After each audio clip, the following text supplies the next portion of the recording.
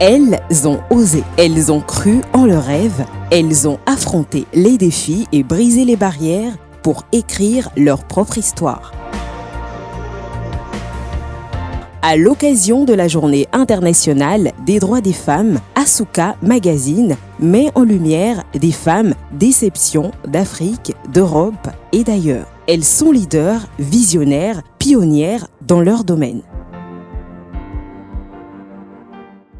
À force de détermination et de passion, elles ont transformé leurs ambitions en succès. Leur parcours inspire, motive et trace la voie pour une nouvelle génération de femmes audacieuses. Bienvenue à Asuka Woman, les femmes qui osent.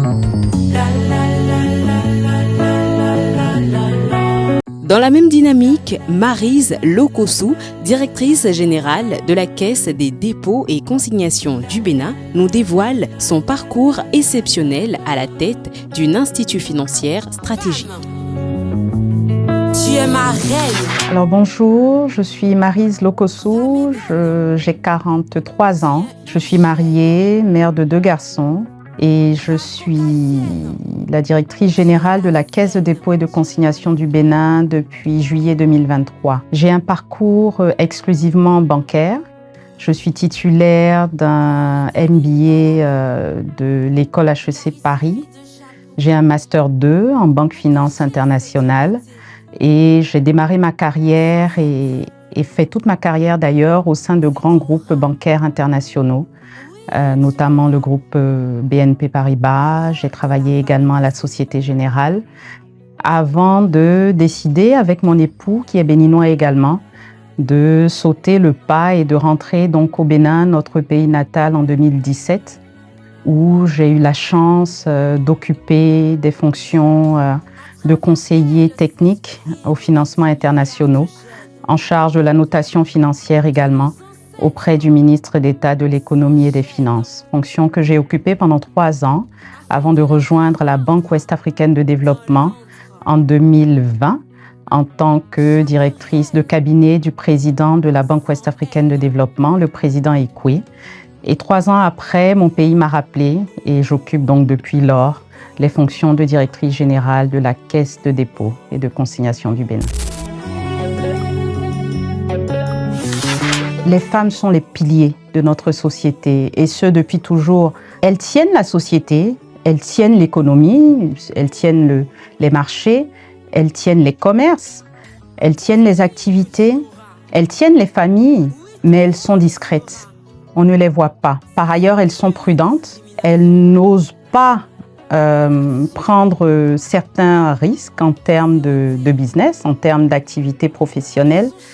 Et au-dessus de tout, au-delà de tout, elles n'osent pas prétendre à certains niveaux de responsabilité. Le premier obstacle, c'est la société.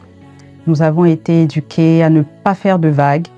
Nous avons été éduqués à être avant tout des épouses, avant tout des mères et seulement après des salariés. Le deuxième obstacle que je vois, que je perçois, c'est celui de l'éducation. Les familles parient moins sur l'éducation des femmes et des jeunes filles. On ne les incite pas à faire de longues études. Il faut accompagner les femmes. Aujourd'hui, nous avons encore des sociétés où les femmes ne peuvent pas emprunter parce qu'elles n'ont pas aujourd'hui les garanties qui sont nécessaires à pouvoir mobiliser des ressources auprès des banques. Alors, il est aussi important d'encourager des initiatives telles que ces réseaux de femmes, comme le réseau WeFound ou encore le réseau Awin, qui accompagnent, assistent, renforcent des femmes dans l'éducation financière, qui les encouragent à s'organiser en coopérative et à pouvoir ainsi être éligibles, prêtes à être financées par des banques et des institutions financières. Je voudrais commencer par leur dire qu'il n'y a pas de secret, il faut travailler. Il faut beaucoup travailler. Elles ne se distingueront finalement que par leur travail. Je voudrais également les encourager à poursuivre leurs rêves et à ne pas faire de compromis sur leurs rêves. Donc il faut oser, il faut tenter. Ça peut ne pas marcher, mais on en aura toujours tiré quelque chose. Et si ça marche, on sera allé au bout de son rêve.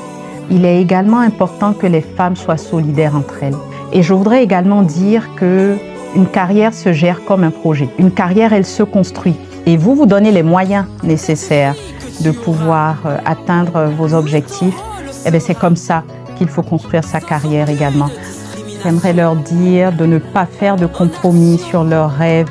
J'aimerais leur dire d'aller au bout de leurs aspérités, de leurs aspirations. Et j'aimerais leur dire de donner toujours le meilleur d'elles-mêmes et de ne pas avoir de regrets. Je voudrais également insister sur le fait que la société est impitoyable. Le monde du travail est impitoyable pour les femmes. Mais vous n'aurez aucun passe-droit parce que vous êtes une femme. On parle de discrimination positive, mais j'aime beaucoup insister sur le fait que la discrimination positive est à compétence égale. Il est important qu'elles sachent que seule la compétence compte et qu'elles doivent donc se développer. Et enfin, je voudrais également les encourager à s'exposer. On ne vous remarquera pas si vous ne vous exposez pas. Oui, s'exposer, c'est aussi prendre le risque de prendre des coups, c'est aussi prendre le risque d'être critiqué, mais ce n'est pas grave. Je voudrais surtout ici rendre un hommage à ces modèles qui sont nos mères. Il ne faut pas aller chercher bien loin. La tata qui vend de la tassie tous les jours au bord de la route et qui permet à travers ce commerce d'envoyer ses enfants à l'école, de pouvoir nourrir sa famille, de pouvoir éduquer ses enfants et qui, sous la pluie, sous la chaleur, sous la poussière, est là tous les jours. Elle est malade, mais elle est là. Elle vient d'accoucher, mais elle est également là avec son bébé sur les jambes et continue de réaliser sa tâche avec abnégation et avec détermination. Ce sont des modèles tout aussi puissants, sinon plus puissants que ces dames de pouvoir que nous pouvons citer. Donc inspirons-nous de ces dames-là, de ces femmes-là qui sont notre quotidien, qui sont dans notre entourage, mais qu'on ne remarque même pas. Et pourtant, ce sont celles-là qui sont nos vrais modèles. Et puis oui, citer ma mère qui a été cet exemple pour moi. Et à chaque fois que j'ai une difficulté, à chaque fois que je veux lâcher, je repense à son parcours de vie et je me dis, tu ne peux pas avoir une mère comme ça, tu ne peux pas avoir une mère comme Do, Clémentine, et lâcher. Ce n'est pas possible. Et là, je me relève et je repars. De son chemin, ses chaînes. Je voudrais remercier le magazine Asuka et sa promotrice pour la confiance qu'elle me porte en me sollicitant à l'occasion de ce type de date symbolique pour la femme.